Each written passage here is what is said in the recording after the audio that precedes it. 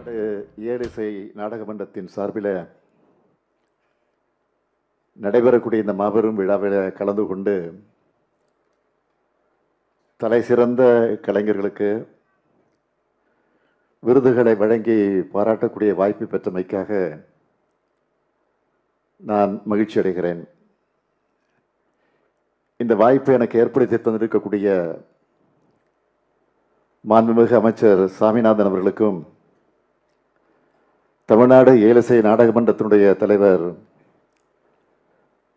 என்னுடைய இனிய சகோதரர் வாகை சந்திரசேகரன் அவர்களுக்கும், உறுப்பினர் செயலர் விஜயா தாயன்பன் அவர்களுக்கும் என்னுடைய மனமார்ந்த வாழ்த்துக்களையும் நன்றியை நான் தெரிவித்துக் கொள்ள விரும்புகிறேன். விருது பெற்ற கலைமாமணிகள் அனைவருக்கும் என்னுடைய மனமார்ந்த பாராட்டுக்களையும் வாழ்த்துக்களையும் நான் தெரிவித்துக் கொள்ள விரும்புகிறேன். உங்களுடைய கலை தொண்டை இத்தனை ஆண்டு காலம் நீங்கள் வெளிப்படுத்தி இருக்கிறீர்கள்.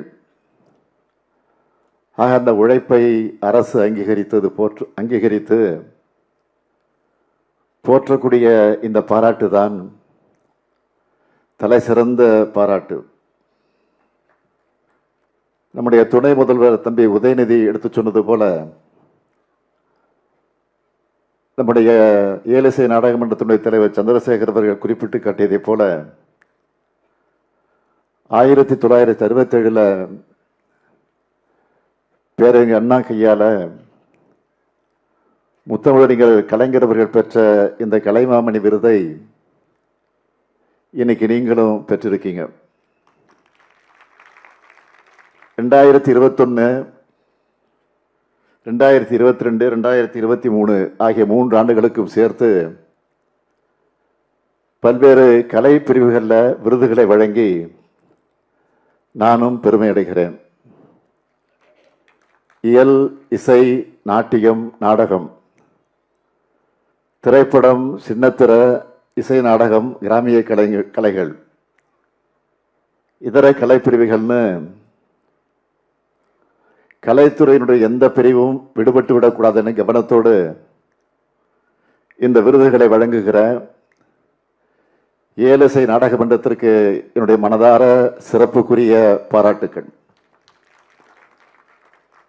இங்கே விருது பெற்றிருக்கக்கூடிய பெரும்பாலானோர் எனக்கு நல்லா அறிமுகமானவங்க தான். பலருடைய கலை தொண்டு பற்றியும் எனக்கு தெரியும். மூத்த கலைஞர்களுக்கு மட்டுமல்லாம வளர்ந்து வரக்கூடிய இளம் கலைஞர்களையும் அடையாளம் கண்டு மிக சரியானவர்களுக்கு இந்த விருதுகள் வழங்கப்பட்டிருக்கு. நீங்களே பார்க்கலாம். 90 வயதான மதிப்புக்குரிய முத்துக்கண்ணம்மாள் அவர்களும் விருது பெறுகிறார்கள். இளம் இசையமைப்பாளர் அனிருத் அவர்களும் விருது பெறுகிறார். அந்த வகையில் மிக சிறப்பான விழா இந்த விழா. கலைமாமணி விருது பெறும் கலைஞர்களுக்கு தங்கப்பதக்கமும் விருது பட்டயமும் வழங்கப்பட்டிருக்கு. இன்னைக்கு நாட்டில் தங்கத்தோட விலை என்னன்னு உங்களுக்கே தெரியும்.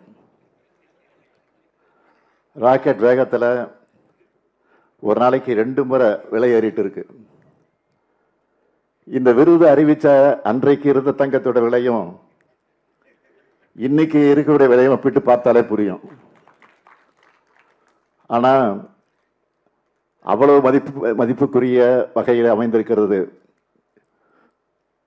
தங்கத்தை விட கலைமாமணின்னு புகழ் சேர்க்கும் பட்டத்துக்கு தான் மதிப்பு அதிகம். ஏன்னா இது தமிழ்நாடு தர்ற பட்டம்.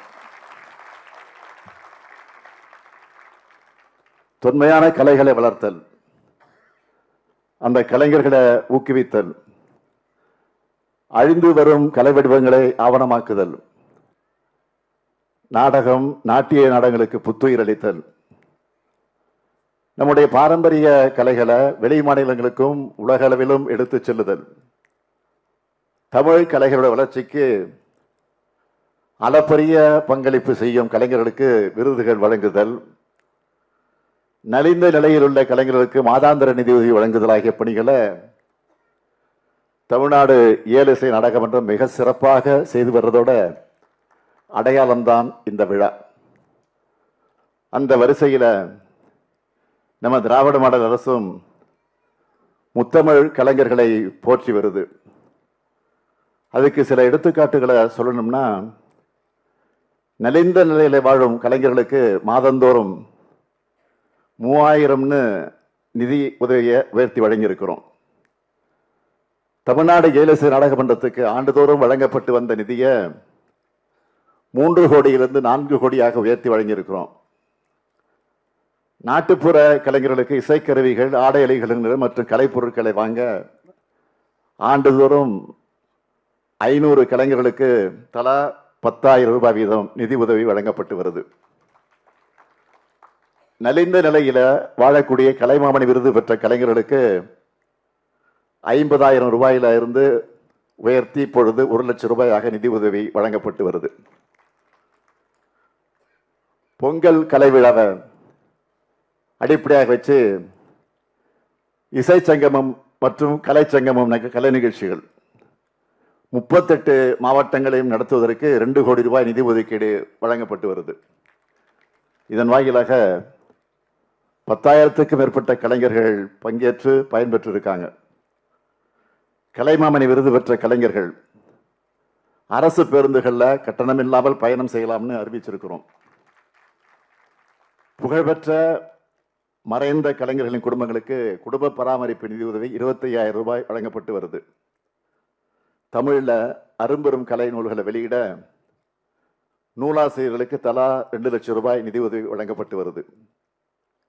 வெளிநாடுகளில் தமிழ் கலைகளை கொண்டு செல்லக்கூடிய மகத்தான முன்னெடுப்பையும் செய்து கொண்டிருக்கிறோம். முத்தமிழ் அறிஞர் தலைவர் கலைஞர் அவர்களின் 100ஆண்டு விழாவை முன்னிட்டு வரலாற்று நாடக விழா, நாட்டிய விழா, கிராமிய கலை விழா, பழங்குடியினர் கலை விழா போன்ற கலை திருவிழாக்களை எல்லாம் நடத்தியிருக்கிறோம். தலைவர் கலைஞருடைய வழியில கலைஞர்களை போற்றும் அரசாக நம்ம திராவிட மாடல் அரசு இருக்கு. கலைஞரின் அரசு கலைகளை போற்றும் அரசாக, முத்தமிழை போற்றும் அரசாகத்தான் எப்பொழுதும் இருக்கும். அதுக்கு மாபெரும் எடுத்துக்காட்டு தான் சிம்போனி சிகரம் தொட்டிருக்கக்கூடிய தமிழர் இசைஞானி இளையராஜா அவர்களுக்கு திராவிட மாடல் அரசு எடுத்த மாபெரும் பாராட்டு விழா. உலகில் எந்த கலைஞருக்கும் எந்த அரசாங்கமும் இப்படி ஒரு பாராட்டு விழாவை நடத்தினதில்லைன்னு இசைஞானி அவர்களை குறிப்பிட்டார். என் மேல ஏன் இவ்வளவு பாசம்னு என்னால் புரிஞ்சிக்க முடியலன்னு சொன்னார். இசைஞானி மேல இருப்பது, நமக்கு இருப்பது என்ன என்று கேட்டால் கலை பாசம், தமிழ் பாசம், தமிழர் என்கிற பாசம். அதனால்தான் அந்த விழாவை எடுத்தோம். இன்று உங்களுக்கும் அதே பாசத்தின் அடிப்படையில் தான் இந்த விருதுகளை வழங்குகிறோம். 3 தமிழையும் வளர்த்த இயக்கம்தான் திராவிட இயக்கம். திராவிட இயக்கம் மேடை தமிழை வளப்படுத்தியது, நாடக தமிழை வளர்த்து சமூகத்தை பண்படுத்தியது, இசைத்தமிழையும் வளர்த்தது, அது தமிழிசையாக இருக்கணும்னு வலியுறுத்தியது. திராவிட இயக்கத்தின் வளர்ச்சியோடு இந்த கலைகளும் வளர்ந்துச்சுன்னு சொல்லப்படுவதுதான் அது வரலாறு. 1944ஆம் ஆண்டு கலைவாணர் NSK அவர்கள் நாடக குழுவை தொடங்கினார். சீர்திருத்த கொள்கை கொண்ட நந்தனார் நாடகத்தை அரங்கேற்றினார். நாடகங்கள் மேல ஆர்வம் கொண்ட பேரறிஞர் அண்ணாதான் திராவிட நடிகர் கழகத்தை காஞ்சிபுரத்தில் உருவாக்கினார். திராவிட மறுமலர்ச்சி நாடக சபை, காஞ்சி திராவிட ஆனந்த நாடக சபை, சீர்திருத்த நாடக சங்கம், சுயமரியாதை நாடக சபா, முத்தமிழ் நாடக சங்கம், தமிழ் நாடக நிலையம் ஆகிய அமைப்புகள் அடுத்தடுத்து உருவாச்சு. பேரறிஞர் அண்ணா, பாவேந்தர் பாரதிதாசன், முத்தமிழறிஞர் கலைஞர், ப. கண்ணன், தில்லைவில்லாளன், AK வேலன், சிந்தனை சிற்பி, சிற்றரசு, சிறுகதை மன்னர் SS தென்னரசு, KG ராதாமணாலன், திருவாரூர் தங்கராசு ஆகியோர் நம்ம இயக்கத்தில் அதிகமான நாடகங்களை எழுதினாங்க. கலைவாணர் NSK, நடிகவேல் MR ராதா, நடிப்பிசை புலவர் KR ராமசாமி, புரட்சி நடிகர் MGR, நடிகர் திலகம் சிவாஜி, லட்சிய நடிகர் SSR, DV Narayanasamy, KR Sitharaman, TN Krishnan, Chandrakanta, G Shakuntala, மனோகரமா உள்ளிட்ட ஏக்க கருத்துக்களை நாடகங்கள் மூலமாக தங்களுடைய நடிப்பு மூலமாக மக்கள்கிட்ட கொண்டு சென்றாங்க. இவங்க எல்லோரும் திராவிட இயக்கத்தையும் வளர்த்தாங்க, நாடக கலையும் வளர்த்தாங்க.